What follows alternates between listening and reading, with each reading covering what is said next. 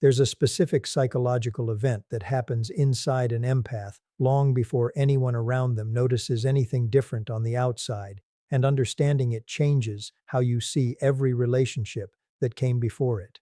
It isn't a decision made in a single moment. It isn't even something most people consciously choose. It's a shift that occurs quietly, almost like a switch being flipped somewhere deep in the nervous system. And once it happens, the person who experiences it is never quite the same again. This is the moment of detachment. Not the dramatic, cinematic version people imagine. Slamming doors, screaming matches, a clean break with a clear before and after. The real version is far quieter, far stranger, and honestly far more powerful than anything Hollywood has taught us to expect. To understand what detachment actually is, we first need to understand what it isn't. It isn't the absence of love. This surprises people because we tend to assume that if someone can walk away, or even just emotionally step back, they must not have cared that much to begin with. But for empaths specifically, detachment rarely follows that logic. Empaths are, by nature, deeply wired for connection. They don't detach because the love wasn't real. They detach because the love became unsustainable, because it required them to abandon themselves in order to keep giving it. Detachment in this context isn't the death of love. It's the moment self-preservation finally becomes louder than self-sacrifice. This distinction matters enormously because it reframes everything that follows. If you've ever detached from someone you deeply loved and felt confused by your own capacity to do it, wondering how you could feel so much and then, seemingly overnight, feel so little, you weren't experiencing a contradiction. You were experiencing the natural end point of a process that had actually been building for a long time, invisibly, beneath the surface of every conversation, every disappointment, every moment you told yourself it would get better if you just kept trying. Let's talk about how this process actually builds, because it rarely starts where people assume it does. Most people think detachment begins with a betrayal, a big moment of hurt so significant that it finally becomes the last straw. But for most empaths, the real foundation is laid much earlier, in something far less dramatic. The slow, repeated experience of having their emotional reality dismissed. Not in one devastating conversation, but in 1,000 small ones. A concern raised and minimized, a boundary stated and quietly ignored, a feeling expressed and met with defensiveness instead of understanding. None of these moments, on their own, feels like enough to leave over, but each one deposits something into an internal account that the empath isn't even consciously tracking, a growing awareness that their emotional truth doesn't seem to matter as much in this relationship as everyone else's does.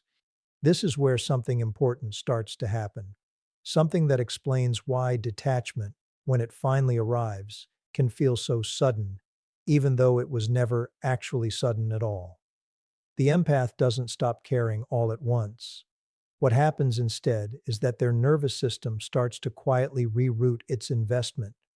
Every time their emotional bid goes unanswered, some small part of their attention withdraws and redirects inward, towards self-protection, because outward expression keeps proving to be ineffective, or worse, costly.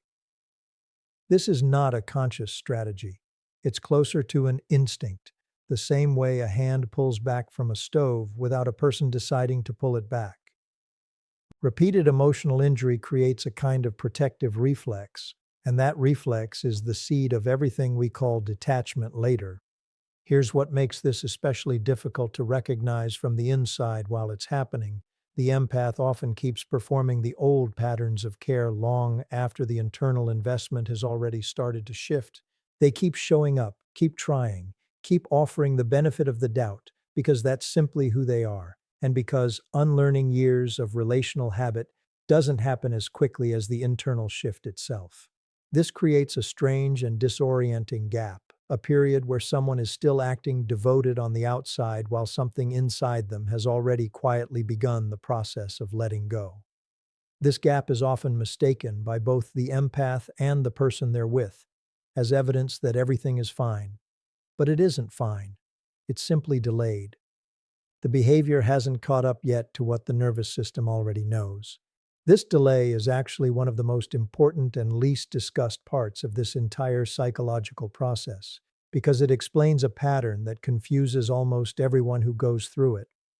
The sensation of detaching seemingly overnight from someone you'd been fighting to hold on to for months or even years. What actually happened wasn't sudden at all. What happened is that the internal shift, which had been accumulating quietly the entire time, finally reached a threshold where it could no longer be overridden by habit, hope, or loyalty. The visible moment of detachment is simply the point where the invisible process becomes undeniable, not the beginning of the process itself. Let's get specific about what this threshold moment often looks like, because it tends to follow recognizable shapes, even though the surface details differ from person to person. Sometimes it's triggered by a single incident that, on paper, doesn't seem more significant than dozens of similar incidents before it, but this particular time, something inside simply doesn't reset the way it always has. What's happening underneath all of these different scenarios is the same core mechanism, and it's worth naming clearly because it rarely gets explained in psychological terms people can actually use. Detachment is, at its core, a nervous system's attempt to stop anticipating pain from a source that has proven repeatedly to be unreliable. Human beings are wired to prepare for what they expect. If a relationship consistently produces disappointment, confusion, or emotional injury, the nervous system starts adjusting its expectations downward, not out of resentment, but out of a basic survival instinct. Stop hoping for outcomes that never arrive, because hope itself becomes exhausting when it's rarely rewarded. This is why detachment so often feels less like anger and more like fatigue, giving way to something quieter and more permanent. It isn't the mind giving up on love. It's the body giving up on a specific kind of hope that has repeatedly failed to deliver.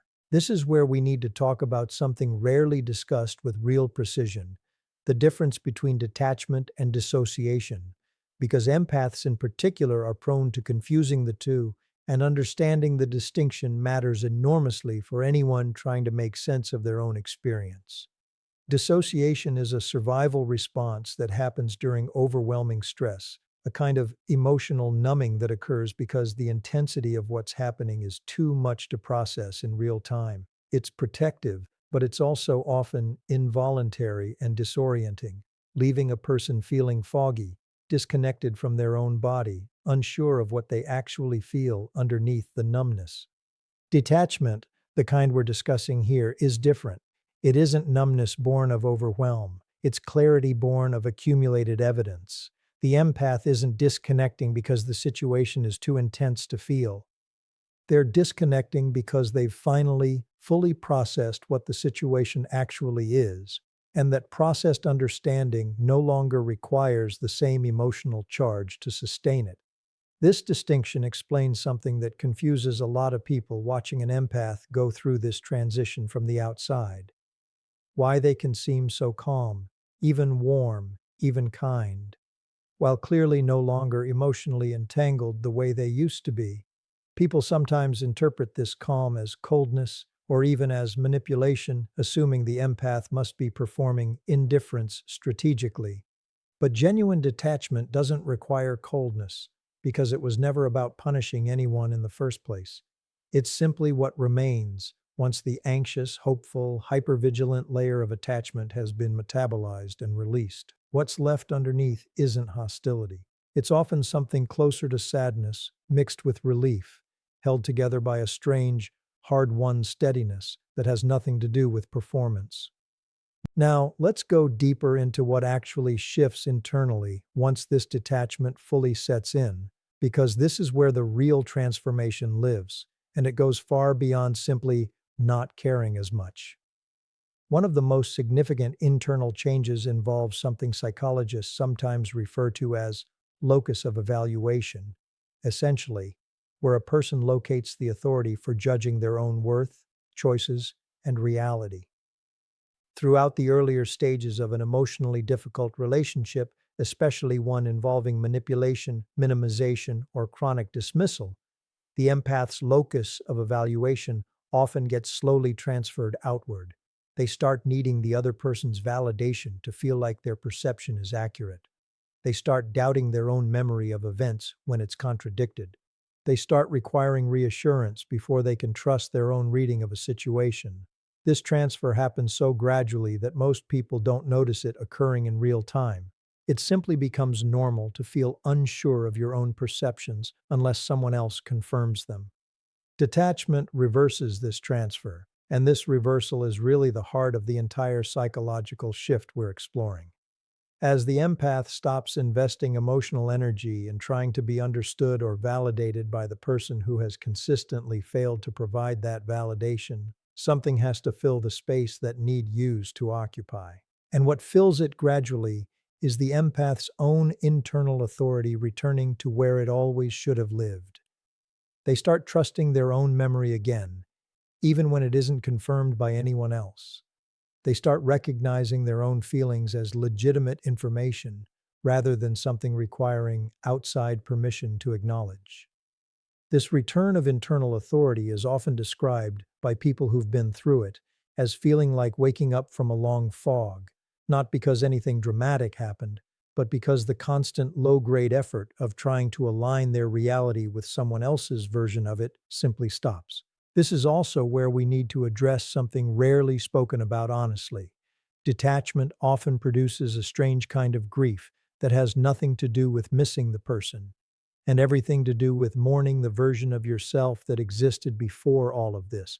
Empaths who go through this process frequently describe grieving their own naivety, their own hopefulness, the version of themselves who used to believe effort and love were always enough to fix things. This grief is real and deserves space, but it's important to understand what it actually represents. It isn't evidence that detachment was a mistake. It's evidence of growth, because you cannot mourn the loss of a belief you never actually held to begin with. The grief itself is proof that something inside you has changed permanently, that you can no longer unknow what you've come to understand, even if part of you misses the comfort of not knowing it. There's another layer to this internal shift worth exploring, because it explains why detached empaths often become far more discerning in every subsequent relationship, not just romantic ones. Once the nervous system has learned, through direct experience, what it feels like to invest hope repeatedly into a source that doesn't reciprocate reliably, it becomes far more attuned to early signs of that same pattern elsewhere. This isn't paranoia, even though it can sometimes be mistaken for it by people who haven't lived through the same experience. It's pattern recognition operating at a level that used to be overridden by hope and generosity. Where the pre-detachment version of the empath might have ignored early inconsistencies, explaining them away, giving endless benefit of the doubt, the post-detachment version notices those same inconsistencies almost immediately because their nervous system has already learned, in the most direct way possible, what those early signs eventually lead to, if ignored. This heightened discernment is often misunderstood by others as the empath becoming harder or more guarded, language that frames a healthy adaptation as some kind of loss. But what's actually happening is far more precise than guardedness. The empath hasn't built walls, they've simply stopped ignoring information their intuition was already providing all along. Before detachment, that intuitive information often got overridden by a hopeful narrative. Maybe this time will be different, maybe I'm reading too much into this, maybe I just need to try harder. After detachment, that override mechanism weakens considerably, not because the empath has become cynical, but because they've finally learned to let their own observations carry as much weight as their hope used to. Let's start with what actually gets restored, because this is where the story stops being about loss and starts being about return. The most immediate thing an empath rebuilds after full detachment is something so basic it's easy to overlook, and yet it's the foundation everything else is built on: the ability to trust their own perception without needing it verified by someone else first. This might sound small, but think about how much of daily life depends on this one capacity. deciding whether a comment felt dismissive or was genuinely harmless, knowing whether a pattern in someone's behavior is a pattern or a coincidence, trusting a gut feeling about a new person before there's concrete evidence to justify it. For someone who spent years in a relationship where their perceptions were routinely questioned, minimized, or outright denied, regaining this trust isn't a minor convenience. It's the return of a fundamental relationship with themselves that had quietly gone missing. This restoration doesn't happen instantly, and it's worth being honest about that, because the fear of being wrong about their own perception often lingers well past the point of detachment. Many empaths describe a strange transitional period where they've clearly stopped depending on someone else's validation, and yet they still catch themselves reflexively questioning their own read on situations, almost out of habit rather than genuine doubt. This transitional period isn't a setback, it's simply the nervous system catching up to a shift that already happened internally. Trust, once eroded, rebuilds in layers, and each time the empath tests their own perception against reality and finds it accurate, that trust gets reinforced a little more permanently until eventually it stops requiring conscious effort altogether. The second major thing that gets restored is something we touched on briefly before but deserves much closer attention now: the empath's relationship with their own generosity. This is one of the most misunderstood outcomes of detachment because from the outside, people often assume that someone who has been hurt by giving too freely will simply stop giving. But that's not actually what happens in most cases, and understanding why matters enormously. The empath's capacity for depth, warmth, and care doesn't disappear after detachment. What disappears is the automatic, unconditional deployment of that capacity toward anyone who asks for it, regardless of whether it's reciprocated. Detachment doesn't shrink the well, it installs a gate. This distinction changes everything about how these individuals move through future relationships.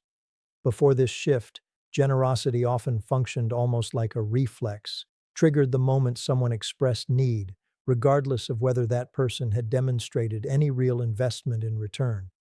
After detachment, that same generosity becomes something offered more deliberately, extended in proportion to what's actually being reciprocated rather than in response to what's being requested. This isn't coldness, it's calibration. And calibration, once learned this way, tends to stay learned because it was earned through direct experience rather than adopted as an abstract principle someone read about once and tried to apply. Now here's something that deserves real attention because it's rarely discussed honestly. This shift often creates temporary confusion, even guilt in the empath themselves. They've spent so long defining their own worth by how much they give, how patient they are, how much they're willing to tolerate in the name of understanding someone else's pain, that learning to withhold, even in healthy, appropriate ways, can initially feel like a betrayal of who they thought they were. This is worth naming clearly, because if you're in this stage right now, that discomfort doesn't mean you're becoming someone worse. It means you're unlearning a version of goodness that was actually self-erasure, wearing a more acceptable name. Real generosity was never supposed to require the erasure of your own needs to qualify as genuine. That belief was conditioned, not innate, and detachment is often the first real opportunity to question it. The third thing that gets restored, and this is perhaps the most quietly powerful of all, is the empath's relationship with their own future.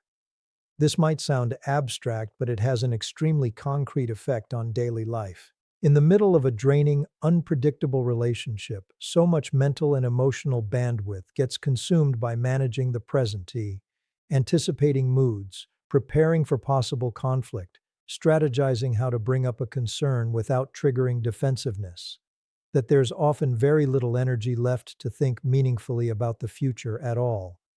Life narrows down to a kind of perpetual present tense, focused entirely on damage control. Once detachment sets in and that management stops being necessary, an enormous amount of previously occupied mental space suddenly opens up, and much of it gets redirected, often for the first time in years, toward actual forward thinking. What do I want? Where do I want to be? What kind of life am I actually building rather than just surviving? This shift toward the future is one of the clearest markers that detachment has moved from a defensive reaction into something fully integrated. People in the earlier, more reactive stages of pulling away are often still deeply oriented around the past, replaying conversations, searching for the exact moment things went wrong, trying to understand what could have been done differently. This isn't wrong or unhealthy, it's a necessary part of processing. But full detachment, the kind we've been describing throughout this entire story, eventually reaches a point where that backward orientation loosens its grip, not through force, but through natural exhaustion of its own usefulness. There's simply nothing new left to find by continuing to search the past, and the mind, once it recognizes this, starts turning forward almost on its own. This brings us to the deepest insight of everything we've explored, the one that ties this entire psychological shift together into something coherent and meaningful, rather than just a sequence of painful stages. Detachment is not the opposite of connection.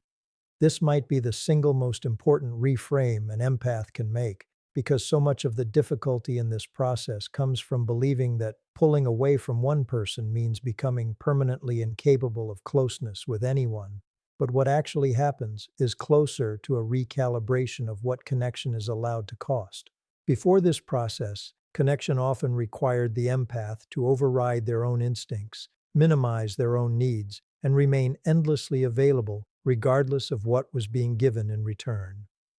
After detachment, connection becomes something that can only exist on more honest terms, because the empath is no longer willing to purchase closeness at the price of their own clarity.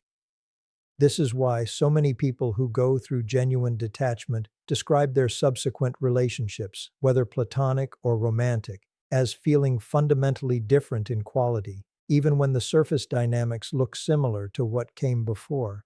They're not choosing different people out of caution or fear. They're choosing differently because they've stopped being willing to abandon themselves in the process of choosing at all. The empathy is still there. The depth is still there. What's different is that both are now protected by a discernment that simply didn't exist before because it hadn't needed to yet. If there's one thing worth carrying forward from this entire exploration, let it be this. Detachment was never about becoming someone colder, harder, or less capable of love. It was the process of an entire internal system recalibrating itself after being asked for too long to override its own signals in service of someone else's comfort. What looks like distance from the outside is, from the inside, actually a homecoming, the slow, sometimes painful, ultimately steady return to a version of yourself that trusts its own perception, protects its own generosity, and finally believes its own future is worth building without waiting for someone else's permission to begin. That isn't the end of your capacity for connection. That's the beginning of connection finally being built on ground solid enough to hold it.